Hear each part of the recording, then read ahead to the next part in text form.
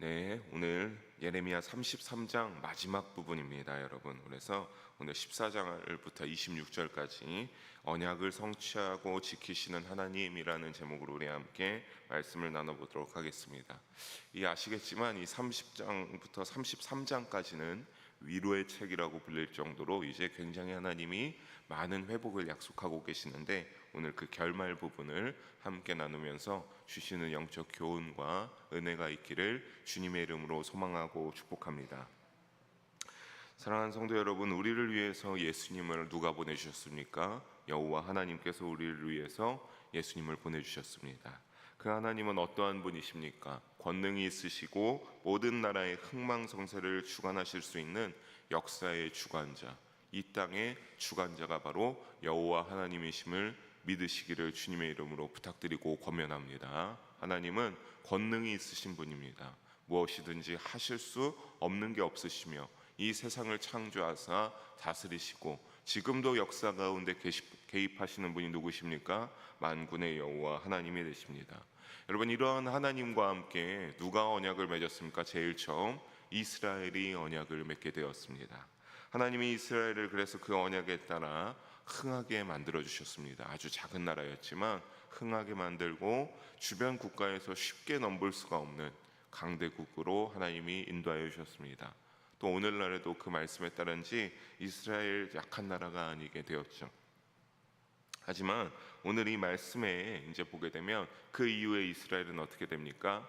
북이스라엘과 남유다로 갈라지고, 북이스라엘과 남유다는 하나님 앞에 온전하게 믿음으로 서 있는 그러한 모습들을 끝까지 유지하지 못하여서 결국에는 멸망의 심판을 받게 되는 첫 결과를 피할 수가 없게 됩니다.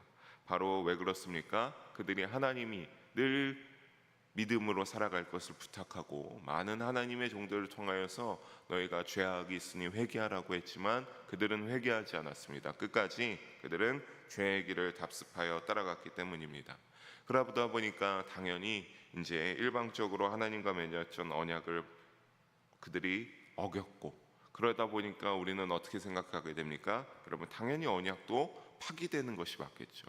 왜냐하면 우리가 누군가와 약속하고 언약을 하게 되면 상대방이 먼저 그 언약을 일방적으로 파괴하게 되면 우리도 어떻겠습니까? 그냥 상대방이 어떤 말도 없이 자기 멋대로 언약을 파괴하면 기분이 나쁘니까 여러분도 언약을 파괴되게 하지 않습니까? 그런 것처럼 하나님과 이스라엘의 이 언약이라는 관계도 우리가 생각하기엔 그렇게 생각하는 것이 맞고, 또 지극히 크게 이상하지 않을 그러한 논리나 생각이 되더라라고 하는 겁니다. 하지만 오늘 하나님은 놀랍게도 그렇게 말씀하고 계시지를 않습니다. 우리 14절을 보면 하나님이 말씀하십니다. 함께 읽어보겠습니다. 여호와의 말씀이니라. 보라, 내가 이스라엘 집과 유다 집에 대하여 일러준 선한 말을 성취할 날이 이르니라. 아멘. 그럴 때 파기된 줄만 알았던 이 언약에 대하여서 하나님은 그렇게 말씀하시는 거 아니라 놀랍게도 이제 내가 이스라엘 집과 유다 집에 했던 선한 말을 성취할 날이 이제 이를 거다라고 하나님이 말씀하고 계시기 때문입니다.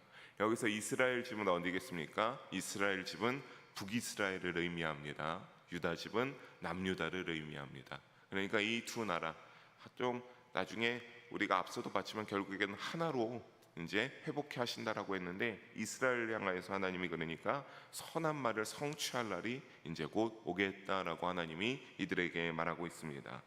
그 성취될 선한 말이 어떤 것이지 하나님께서 15절과 16절에 자세하게 말씀하고 있습니다. 15절을 먼저 보게 되면 어떠한 것을 말하고 있습니까? 하나님이 정하신 그날 그때에 다윗에게서 한 공의로운 가지가 나게 하셔서 그가 이스라엘 땅에서 정의와 공의를 실행할 것이다 라고 하나님이 선한 말 가운데 한 가지를 바로 이와 같이 말씀하고 있습니다.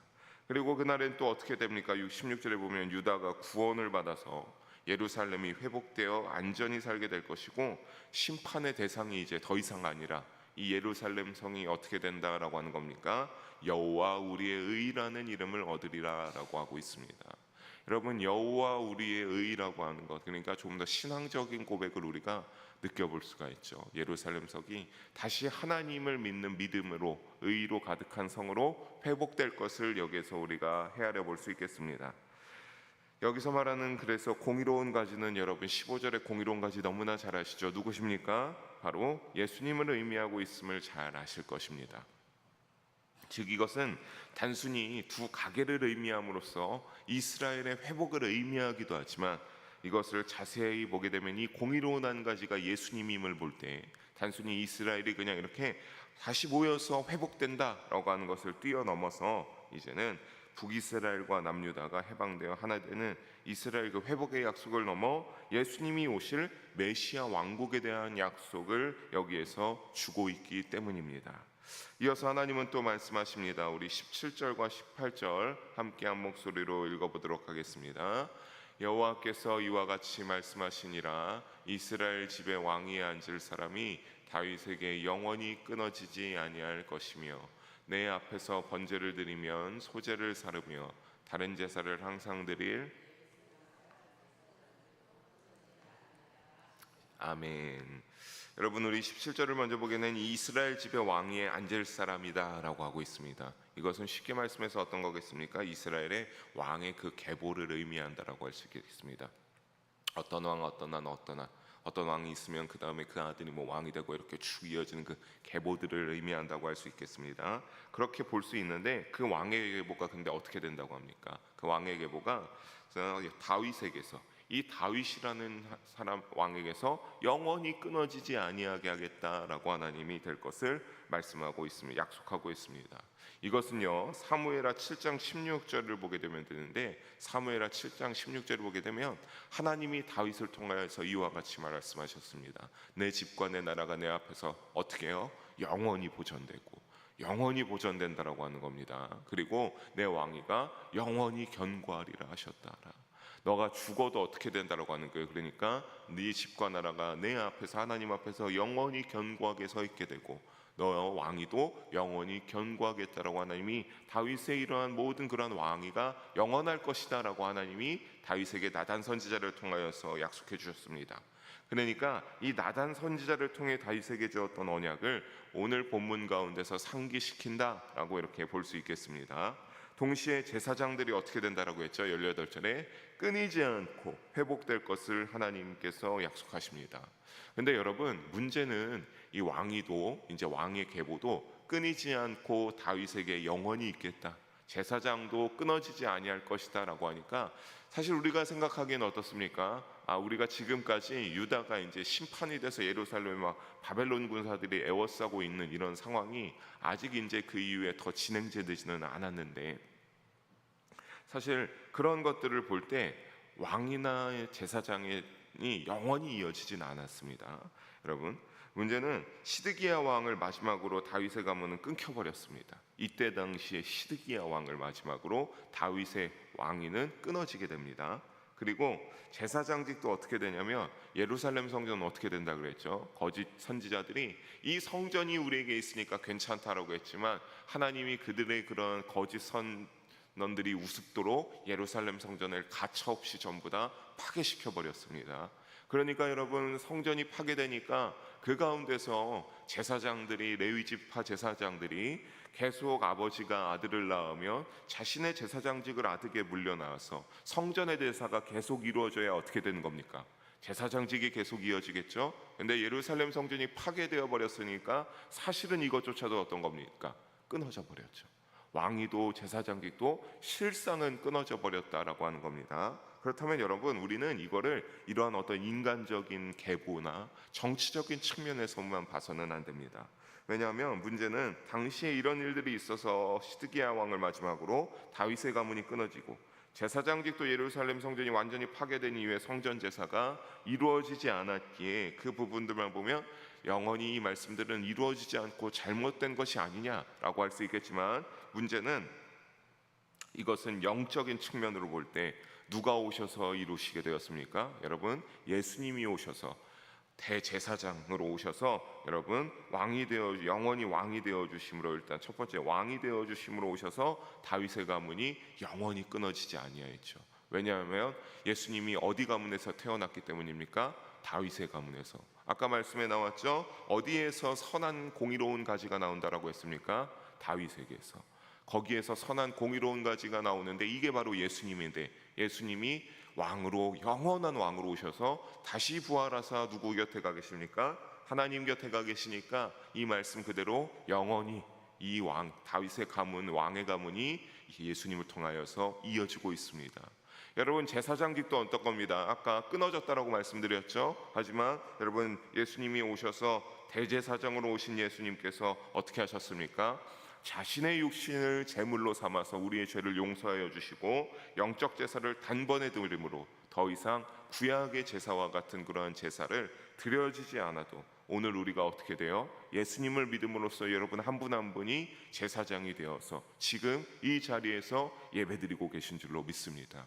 그러니까 그조차도 누가 이루신 겁니까? 예수님이 이 땅에 대제사장으로 오심으로 그 제사장도 영원히 지금까지 우리에게 이어지고, 이 말씀이 그러니까 어떤 겁니까? 17절과 18절의 말씀이 완전하게 성취되었다, 이루어졌다라고 하는 것을 우리가 깨닫게 되는 겁니다.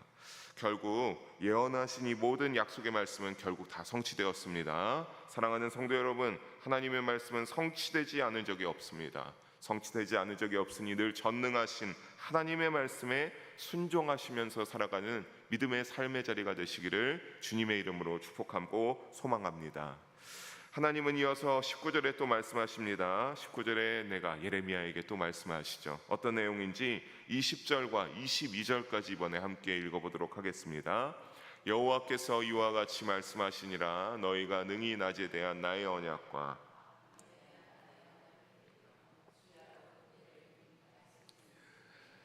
21절 또 이어서 읽습니다. 내 종 다윗에게 세운 나의 언약도 깨뜨려 그에게 그의 자리에 앉아 다스릴 아들이 없게 할 수 있겠으며 내가 나를 섬기는 레위인 제사장에게 세운 언약도 파할 수 있으리라.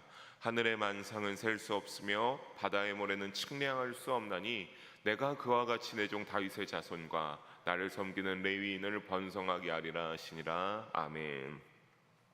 여러분, 20절과 22절 보게 되면 상당히 아이러니하죠. 이게 조금 이제 확 온전히 이해하기가 힘듭니다. 참 이제 한글인데도 이렇게 좀 어려운 구절이긴 한데, 먼저 우리가 20절을 그렇다면 살펴봐야 됩니다. 20절을 보면 낮에 대한 언약, 밤에 대한 언약이 나오고 있습니다. 여러분, 이거 쉽게 생각하면 뭐냐면 하나님이 천지를 창조하셨을 때 말씀하셔서 정하신 자연의 법칙을 의미하는 겁니다. 이 자연의 법칙 어떻습니까? 낮이 지나가면 밤이 오죠.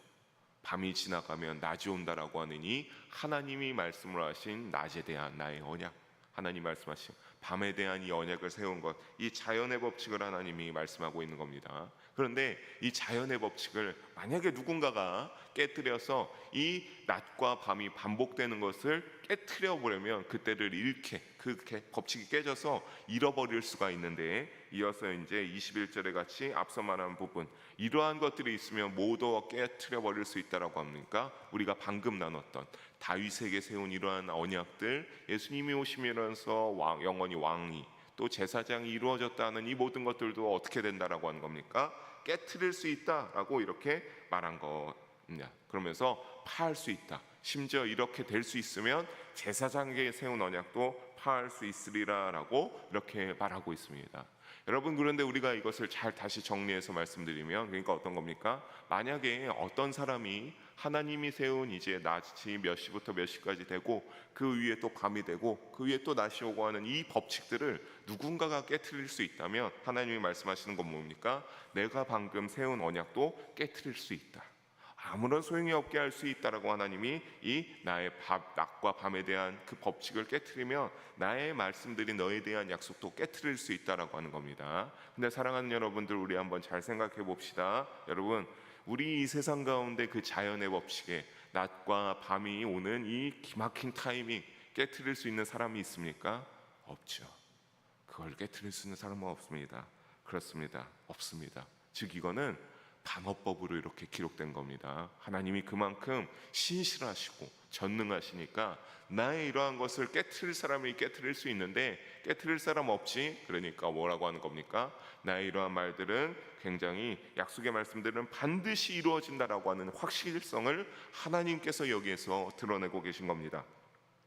또 22절을 보면 어떻습니까? 다시 한번 또 22절에 하늘의 만상은 셀 수 없다, 바다의 모래는 측량할 수 없다라고 하는 것처럼 이렇게 이런 것들을 다시 자연의 법칙을, 섭리를 말씀하사 확실성을 다시 한 번 더 강조하시는 겁니다. 이것을 하면서 다윗의 자손 레위인이 번성하게 될 것 또한 어떻다라고 하는 겁니까? 확실하다. 내가 지킬 거다라고 하나님이 내가 하는 모든 말씀들이 확실하게 성취될 것이다라고 하나님이 말씀하고 있습니다. 이 모든 약속이 창조하신 변함없는 자연 질서에 중점을 두며 계속 이야기하고 계십니다. 즉 세상이 존재하는 한 여러분 어떻다라고 하는 겁니까? 하나님이 인간과 맺으신 언약은 변치 않으며 반드시 성취된다라고 하는 사실입니다. 사랑하는 성도 여러분, 하나님이 주신 언약이기에 인간을 절대 우리 어느 누구도 이 언약을 깨뜨릴 수가 없습니다. 우리가 그냥 하나님 앞에 죄를 범함으로써 일방적으로 언약을 파기시켜서 하나님과 멀어진다, 이제 난 하나님을 믿지 않겠다, 이러면은 깨트릴 수 있겠습니다. 하지만 그러기 전에는 하나님의 신실하신 언약은 절대 깨트릴 수 없습니다. 여러분, 심지어 오늘 말씀에 이스라엘이 그렇게 하지 않았습니까? 하지만 여러분, 하나님이 말씀하신 것을 지금 잠깐 나눴던 것을 생각해 보십시오. 내가 그래도 너희를 포기하지 않고 너희를 다시 회복시키겠다라고 하나님이 말씀하시고 그 모든 말씀들이 성취되고 이루어지는 것을 증거하고 있지 않습니까? 사랑하는 성도 여러분, 다만 이 모든 것들이 또한 결국 예수님 오심으로 성취되고 이루어졌으니 여러분, 그렇다면 우리는 이러한 것들을 방금 깨달았다라고 하신다면 여러분의 믿음의 삶은 어떻게 살아야겠습니까? 우리는 어떠한 믿음의 삶을 유지해야 되겠습니까? 그렇죠, 오직 예수님을 믿는 믿음으로 살아가시기를 주님의 이름으로 권면하고 축복합니다. 우리는 이러한 것들을 깨닫게 되어서 예수님이 오시고 예수님이 계율을 만드는 이 모든 것들이 확실하신, 신실하신 하나님께서 반드시 언약을 성취하시고 지키실 하나님께서 말씀하신 것이구나. 그러니까 우리는 어떻게 해야 되는 겁니까? 완전이신 예수님을 더욱더 믿으면서 살아가시기를 주님의 이름으로 부탁드리겠습니다. 어떻게 또한 살아가야 되겠습니까? 예수님의 지고 가신 십자가의 그 길을 바라보면서 우리가 하나님 나라를 향하여서 나아간다면 여러분이 져야 할 십자가를 잘 감당하며 지며 나아가야 되겠죠. 그 십자가를 짓더라면 나의 모진 것을 부정할 수 있게 되고 나의 어떠한 욕심과 육신에 따르려는 것들을 부정할 수 있게 됩니다. 여러분, 나의 십자가를 지고 여러분 늘 예수님을 따라가는 믿음의 삶이 되기를 주님의 이름으로 축복합니다. 우리 본문으로 돌아와서 23절과 24절 두 절의 말씀 다시 읽어봅니다.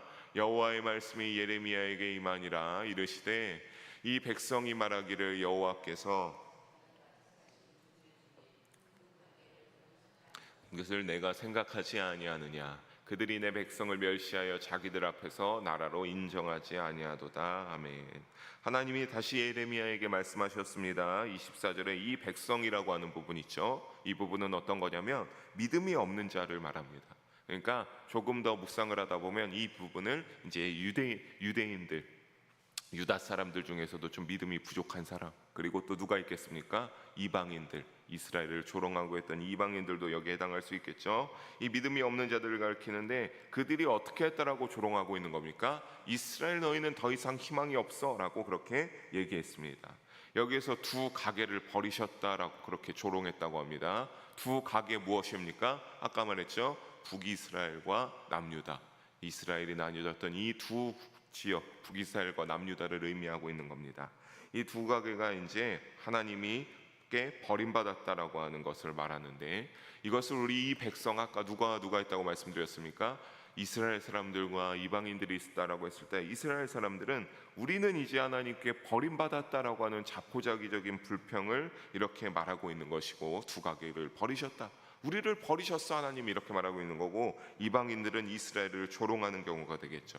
근데 하나님이 뭐라고 합니까? 그런 그들에게 확실하게 말씀하시죠. 25절에 다시 낮과 밤의, 25절을 보면 낮과 밤의 언약, 천지의 법칙이 다시 나오고 있습니다. 여러분, 이거 하나님이 더욱더 다시 한번 강조하여 말씀하고 있는 겁니다. 아까 말하며 우리 앞선 말씀을 나눴던 20절과 21절, 낮과 밤 이런 것들 너희가 변하게 할 수 있냐? 너희가 변하게 할 수 없지. 그런 것처럼 내가 이런 것들을 할 수 있어서 내가 더욱더 천지의 법칙을 말씀하시는데, 이 자연 법칙의 불변성처럼 하나님이 불쌍히 여기사 26절을 보면 어떻게 하겠다라고 합니까? 확실하게 포로된 자를 돌아오게 하고 그를 불쌍히 여기리라 라고 말씀하고 있습니다. 여러분 이 앞에 보면 뭐 야곱과 내종 다윗의 자손을 버리고, 이것도 20절과 21절에 그것과 이어지는 겁니다. 만약에 똑같은 거죠. 천지의 자연의 법칙 너희가 변경할 수 있으면 내가 이제 다스릴 자를 이스라엘 가운데서 뭐 택하지 않겠다. 그러니까 그러한 사람이 없기 때문에 결국에는 어떻게 되는 겁니까? 하나님의 택하는 이 모든 것들이 신실하고 정확하게 성취되어 이루어져 가고 있다라고 하는 겁니다. 사랑하는 성도 여러분, 결국에는 이것처럼 확실하게 포로된 자를 돌아오게 하여 다윗 왕조를 회복시키고 이스라엘을 회복할 것을 26절 마지막에 확실하게 다시 한번 선포함으로써 말씀을 마치게 되고 있습니다. 우리는 여기까지 보면서 어떤 것을 알 수 있습니까? 하나님이 사랑하셨지 미워하시지 않는구나라고 하는 것을 깨닫게 됩니다. 징계는 뭐라고 말씀드렸습니까? 하나님의 또 다른 사랑의 표현이다라고 말씀드렸습니다. 우리에게도 징계를 하실 수 있죠. 우리가 정신을 못 차리고 죄의 길만 걸어가고 믿음 가운데 걸어가지 못하고 나의 육적인 이익만을 추구하는 그런 삶이 된다면 하나님이 우리에게도 똑같이 이와 같이 징계할 수 있습니다. 하지만 그것도 어떻다라고 하는 겁니까? 포기하시지 않는 하나님의 사랑이 여러분에게 있다라는 것을 그 가운데 깨달아야 됩니다. 하나님은 여러분을 또 이스라엘을 절대 포기하지 않으십니다. 사랑하는 성도 여러분, 징계로 죄를 깨닫고 회개로 용서를 구하면 다시 받아주시는 신실하신 사랑의 하나님이 되심을 잊지 마시기를 주님의 이름으로 소망합니다. 말씀을 정리합니다. 오늘 본문의 말씀 속에 자연의 법칙을 이야기하면서 하나님의 언약은 신실하며 반드시 성취되고 하나님이 지키신다고 하는 사실을 깨닫게 됩니다. 우리는 말씀을 나누고 간절히 주님 앞에 기도한 후에 여러분이 이제 곧 예배당을 나선다고 한다면 하나님이 이렇게 확실하게 자연의 법칙을 말씀하시면서 이야기하셨던 대로 여러분이 기도하고 나서 밖을 나가면 뭐가 떠오르기 시작합니까? 밝아지기 시작하죠. 해가 밝아지고 떠오르기 시작합니다. 여러분 그것을 볼 때 오늘의 말씀을 다시 한번 떠올리시기 바랍니다. 공의로운 하나님, 신실하신 하나님, 이 자연의 법칙처럼 우리를 늘 사랑하신다 말씀하시는 하나님을 잊지 마시기를 주님의 이름으로 부탁드리겠습니다. 그렇다면 여러분 하나님의 말씀을 의심 없이 믿게 되고 그 말씀에 따라 여러분도 어떻게 되겠습니까? 우리의 믿음을 하나님께 올려드림으로 여러분에게도 하나님이 도움을 주시고 품어주시기를 원하십니다. 다만 그 가운데 하나님이 이스라엘에게 요청하는 것처럼 우리도 할 것이 있죠. 회개할 것이 있다면 회개해야 될 줄로 믿습니다. 여러분 죄를 찾게 된다면 회개하고 우리의 믿음이 조금 잘못된 모난 구석이 있다면 그 모난 구석을 깎아서 우리의 모난 것들이 잘 올바른 믿음의 기준이 세워질 수 있도록 여러분이 그렇게 믿음을 늘 다듬어 가야 됩니다. 그런 믿음의 기준이 하나님 보시기에 확실하다고 한다면 어떻게 하는 겁니까? 이스라엘처럼 여러분 하나님이 여러분에게도 도우시고 인도하시고 함께해 주실 것을 의심하지 않습니다. 사랑하는 성도 여러분, 우리의 믿음이 바로 하나님이 도우시고자 하는 기준입니다. 여러분이 하나님 앞에 합한 중심을 소유한 다윗 왕과 같은 그러한 자가 된다면 늘 하나님이 사랑하고 도우시고 함께 하시겠죠. 우리는 그때마다 하나님 앞에 내가 잘못했다고 나의 죄를 발견할 때마다 다윗처럼 즉각 회개할 수밖에 없을 겁니다. 그리고 늘 연약하고 부족하지만 죄를 짓지 않고 온전한 믿음으로 살기 위해 노력할 수 있을 겁니다. 이 진리를 잊지 마시기를 다시 한번 권면드립니다. 그래서 사랑하는 모든 영일 성도 여러분이 믿음으로 주님을 바라보며 의뢰하고 의지하는 우리 모두가 되어서 성취하고 지키시는 하나님의 일하심을 삶 속에서 여러분 체험하면서 살아가는 믿음의 여정이 되시기를 주님의 이름으로 간절히 소망하며 축원합니다. 기도하시겠습니다. 사랑의 하나님 아버지, 오늘도 말씀하여 주심을 감사합니다. 오늘 하나님이 하신 말씀처럼 늘 우리에게 동일하게 언약을 성취하고 지키시는 하나님이 되어주심에 너무나 감사드립니다. 하나님 언제나 하나님의 말씀을 잊지 않게 하여 주시고 우리가 이 말씀에 따라 우리도 믿음의 기준을 지키고 하나님과 동행하는 삶이 되게 하여 주시옵소서. 감사드리며 사랑이 많으신 우리 주 예수님의 이름으로 기도드립니다. 아멘.